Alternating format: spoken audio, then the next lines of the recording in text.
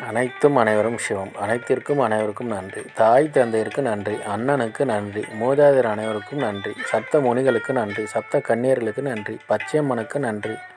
சுப்பிரமணியருக்கு நன்றி. சிவபெருமானுக்கு நன்றி. என்னுடைய ஆன்மீக குரு தலைவர் அவர்களுக்கு நன்றி.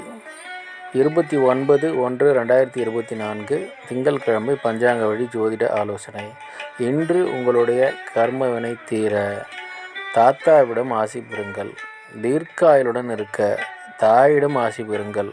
ஆரோக்கியத்துடன் இருக்க தந்தையிடம் ஆசீர்வாதம் பெறுங்கள்.